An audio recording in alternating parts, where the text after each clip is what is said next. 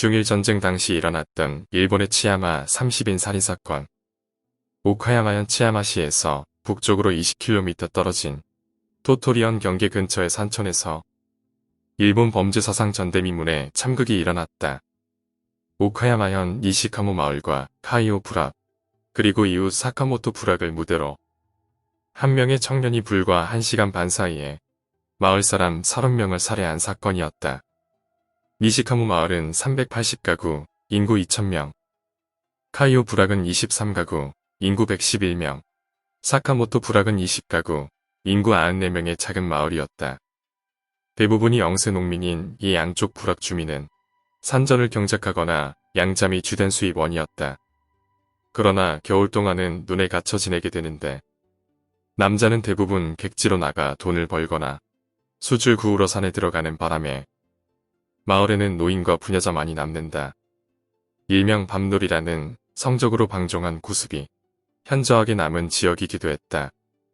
1938년 5월 21일 새벽 1시 무렵 카이오 부락 779번지에서 농사를 짓는 토이 무츠오 씨는 할머니와 함께 자던 중 할머니가 눈을 뜨지 않도록 살그머니 일어나 발소리를 죽여 다락방으로 올라갔다. 토이의 집은 카이오 부락에서 거의 중앙에 위치했으며 할머니와 단둘이 살고 있었다. 그는 자신을 방해꾼 취급하는 부락 사람들을 살해하려고 면밀한 습격 계획을 세우고 있었다. 특히 자신과 육체 관계를 가졌으나 다른 사람에게 시집간 2명의 여성에 대해 격렬한 살해를 품고 있었다. 토이는 두 여성이 마을에 돌아오는 날을 알아내 그날을 실행일로 결정했다. 그리고 그날이 왔다. 사건 전날인 5월 20일 오후 4시 무렵 그는 자전거로 습격할 예정인 집들을 몇 번이나 왕복하면서 꼼꼼하게 조사했다. 오후 5시쯤에는 전봇대에 올라가 전선을 절단해 부락 전체를 깜깜하게 만들었다. 전등회사의 수리를 부탁한 마을 사람은 없었다. 토이는 친한 친구에게 어차피 폐병으로 죽을 테니 굉장한 일을 저지르겠다고 토로하고 있었다. 다락방에 올라간 토이는 검정색 교복을 입고 다리에 군사훈련용 각반을 단단하게 감고 고무창 신발을 신었다. 머리에 감은 수건에는 2개의 소형 회중 전등을 달았고 자전거용 램프를 목에다 끈으로 매달고 다른 끈으로 몸통에 고정해 어두운 곳에서 상대를 비출 수 있도록 했다. 일본도 하나와 비수 2개를 왼쪽 허리춤에 끈으로 묶은 후 가죽의 벨트로 다시 맸다. 손에는 개조한 브라우닝 엽총을 들고 포켓에는 실탄 100발을 넣고 실탄 100발을 넣은 주머니를 왼쪽 어깨에 걸쳤다. 이 지방에서는 야간 촬영을 할 때 회중전등 1개를 수건 등으로 머리에 붙이는 풍습이 있었다. 그리고 토이가 애독한 잡지 소냥클럽에는 총검을 단총을 든 일본군이 중국인을 찔러 죽이려는 만화가 실려 있었는데 이것을 흉내낸 것 같기도 하다. 5월 21일 밤에는 이슬비가 내렸지만 곧바로 그쳤고 가끔 구름 사이로 달이 보였다. 봄이었지만 쌀쌀한 밤이었다. 첫 번째 희생자.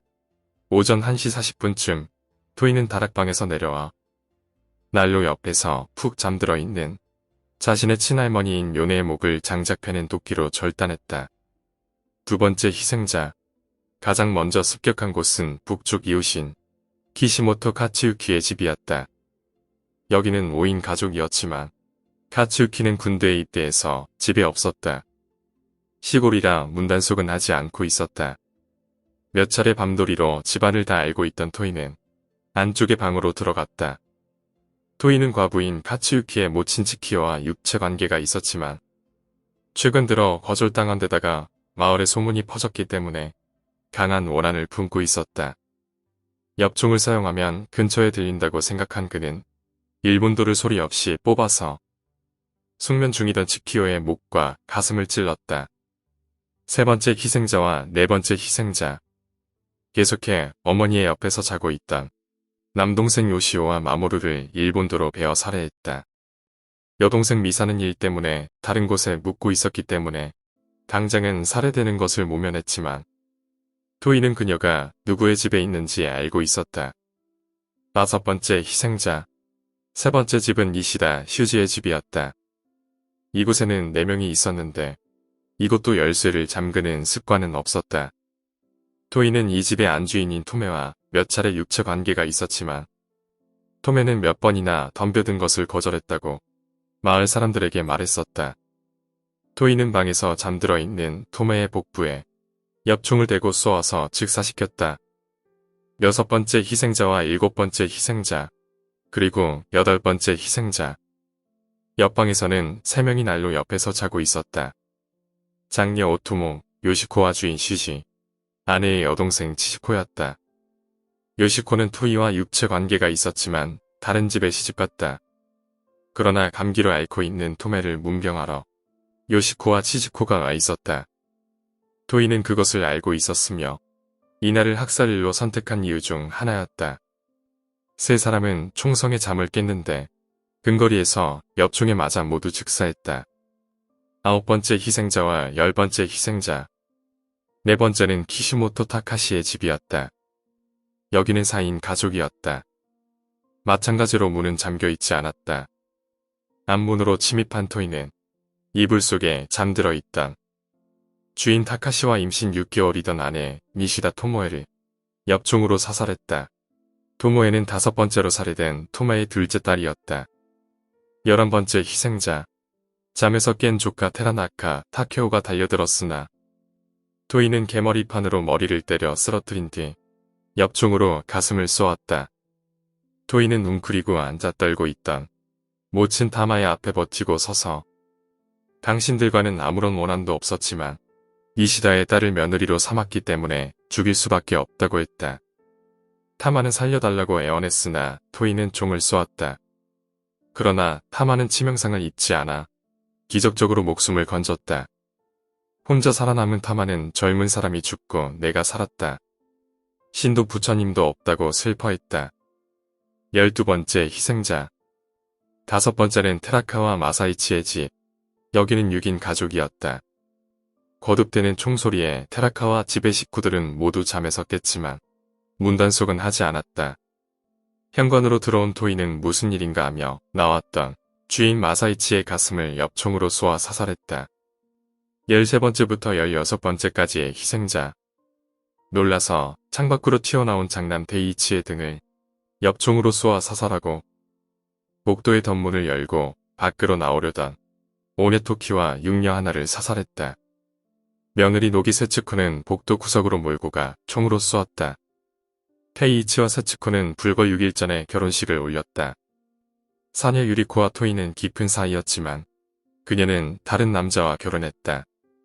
그러나 불만을 품은 토이가 신혼집에 밤마다 찾아가는 바람에 유리코는 이혼하고 말았다. 토이는 둘 사이를 되돌리려 했지만 유리코는 다른 남자와 재혼했다. 마침 3일 전부터 유리코가 집에 와 있었는데 그것을 알고 있던 토이가 이날을 학살일로 선택한 이유 중 하나였다. 유리코는 뒷문으로 재빨리 나와 이웃집으로 도망쳐 토이가 가장 원망한 유리코는 병상을 입는 데 그쳤다. 17번째 희생자. 유리코가 도망친 것을 눈치챈 토이는 바로 뒤를 쫓았다.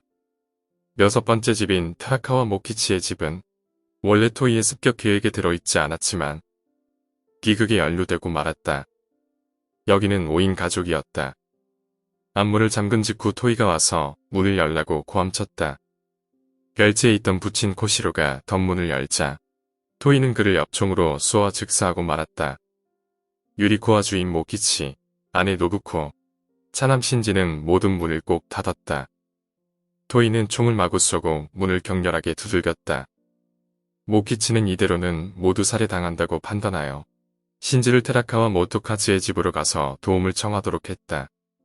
그러나 신지는 옆문으로 나와 대나무 숲으로 뛰어들었으나 토이에게 들키고 말았다.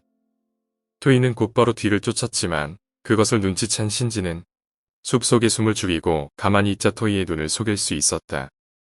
신지를 놓친 토이는 뒷문에 앞으로 와서 마치 그를 잡은 것 같은 말투로 말하지 않으면 쏴버리겠어 라고 큰 소리로 고함쳤다.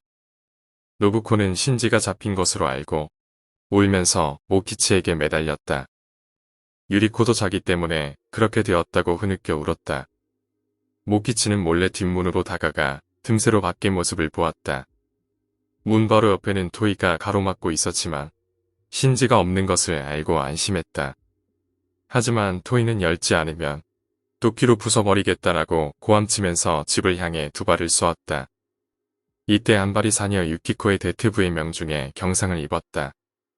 이때쯤 되어 심야의 상간에 울려 퍼지는 총성과 절규, 그리고 비명 탓의 이상함을 느낀 마을 사람이 시끄럽게 떠들기 시작했다.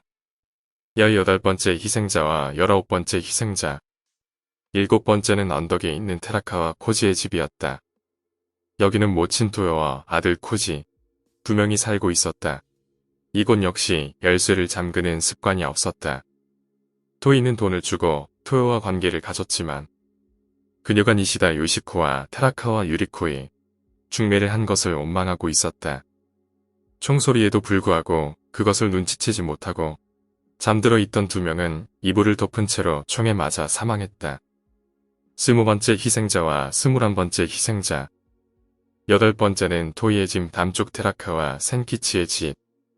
이곳에는 가족 6명과 양잠 일을 하는 2명 등 모두 8명이 자고 있었다. 토이는 이 집에 원한이 없었지만 예전에 자신과 정교를 거절한 단기 우이치의 여동생 추루요와 키시모토 카치유키의 여동생 미사 등 양잠실에서 자고 있던 2명을 엽총으로 사살했다. 22번째 희생자, 같은 방에서 자고 있던 다른 한 명인 장남 아사이치의 아내 히라지토라는 살려달라고 애원했지만 총을 2번 쏘아 죽였다. 양잠실을 뛰쳐나온 토이는 안방 툇마루의 덧문을 열고 들어가 난로 앞에 앉아있던 센키치와 마주쳤다. 센키치는 토이를 보았지만 별다른 반응을 보이지 않고 차분하게 앉아 있었다. 토이는 노인이라도 가만두지 않겠어 라고 하면서 총구를 센키치의 목에 겨누었다.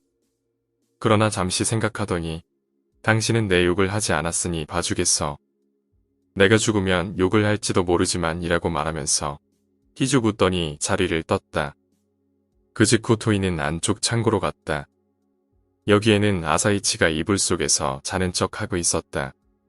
아사이치는 토이와 센키치의 이야기를 들었기 때문에 살 수 있을지도 모른다고 생각해 떨면서도 자는 척하고 있었다.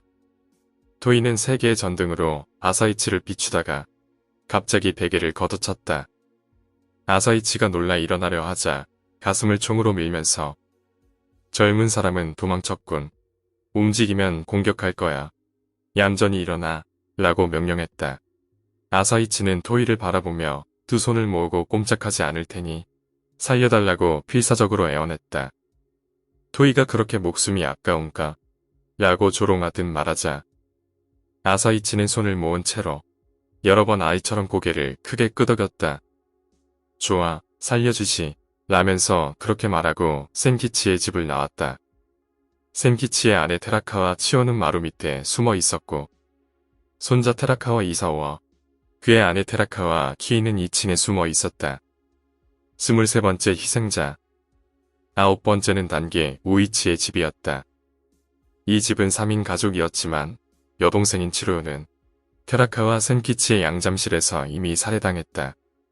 단계 집에도 별채인 양잠실이 있었는데 마침 어머니인 이토가 보온용 화로에 불을 보고 있던 중 토이가 나타나 딸 치로요는 이미 죽었고 이번에는 당신이라고 하며 엽총을 쏘아 중상을 입혔다. 그녀는 병원에 옮겨졌지만 6시간 후에 사망했다. 우이치는 안방에서 자고 있다가 어머니의 비명과 총성을 듣고 깨어나 재빨리 탈출해 난을 면했다. 우이치는 한때 테라카와 유리코와 부부였기 때문에 토이의 표적이었을지도 모른다. 우이치는 니시카모의 파출소에 갔지만 순경이 부재 중이자 거시 카모추의 파출소로 달려가 숨을 헐떡이며 사건의 발생을 알렸다. 약 3km의 논두렁길을 달리다가 도중에 자전거를 빌려 20분 후에 도착했다. 오전 2시 40분쯤이었다. 순경 아저씨, 큰일 났소. 일어나요. 살인이야. 라는 우이치의 고함 소리에 이마다 타케오 순경은 잠자리를 박차고 일어났다. 우이치의 이야기를 듣기 전 토이가 저질렀냐고 이마다 순경은 고함쳤다. 평소부터 토이의 동정이 마음에 걸렸던 것이다.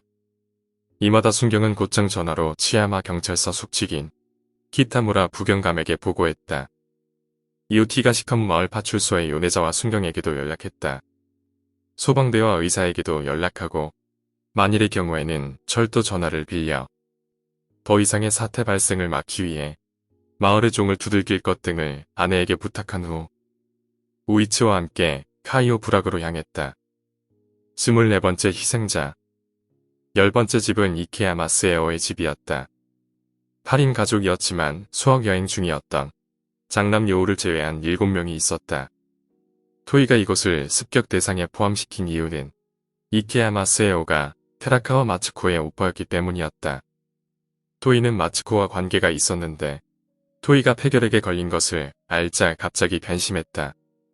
스에오는 뒤에 덧문을 열고 뛰쳐나왔다.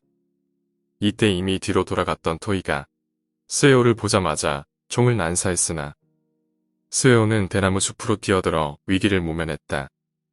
토이는 집안에 들어가 엽총으로 아내인 미아를 사살했다.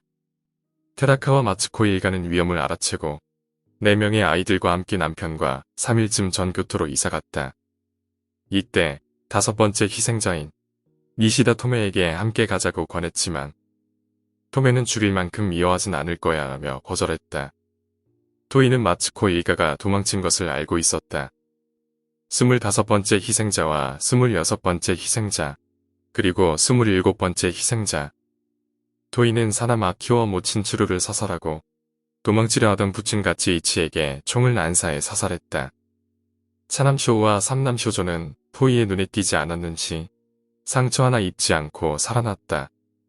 28번째 희생자 11번째 집은 마을 제1의 부자인 테라카와 쿠라이치의 집이었다. 여기는 3명이 살고 있었다. 쿠라이치는 돈이나 물건을 주면서 테라카와 마츠코와 오카베 미오 등 몇 명의 마을 여자와 관계하고 있었다. 토이가 비탈을 오르는 도중 가슴에 달았던 전등이 떨어졌지만 쿠라이치가 있냐고 고함치면서 정문으로 뛰어들었다. 아내 하마가 초를 들고 덧문을 열어 무슨 일이 일어났는지 앞을 바라보고 있는 중이었다. 전등 2개가 보이는데 하고 쿠라이치와 장남 스고루를 돌아보며 외치는 순간 토이의 업종이 불을 뿜었다. 하마는 초를 들고 있던 오른손에 총을 맞았지만 아픔을 참고 서둘러 덧문을 닫은 후 쿠라이치와 함께 필사적으로 토이의 침입을 막았다. 토이는 닫히는 덧문을 향해 엽총을 5발 난사, 하마의 오른팔에 중상을 입혔다. 그것을 본 쿠라이치는 2층에 뛰어올라 창을 열고 도와달라고 소리쳤다. 언덕이었기 때문에 마을 사람 전원에게 이 소리가 들렸다고 한다. 토이는 쿠라이치에게도 발포했지만 총알은 1층의 지붕 기와를 깼을 뿐이었다.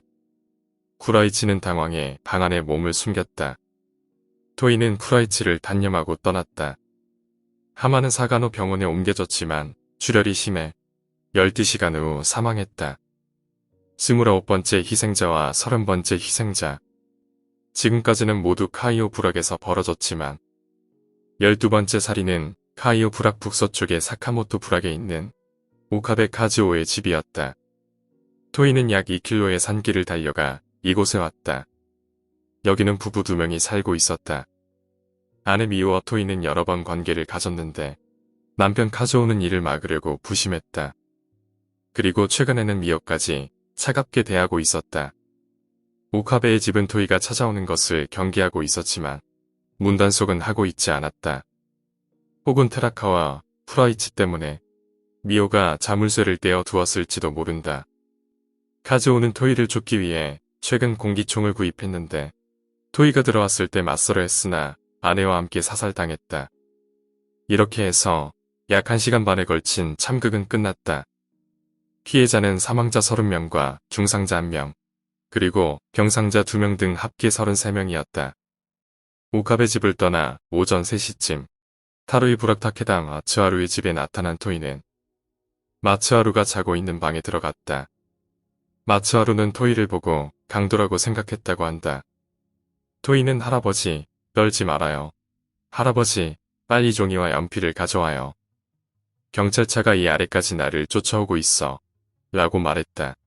마츠하루가 종이를 찾고 있자 토이는 함께 자고 있던 마츠하루의 손자에게 할아버지는 안 되겠다. 내 연필과 공책을 가져와.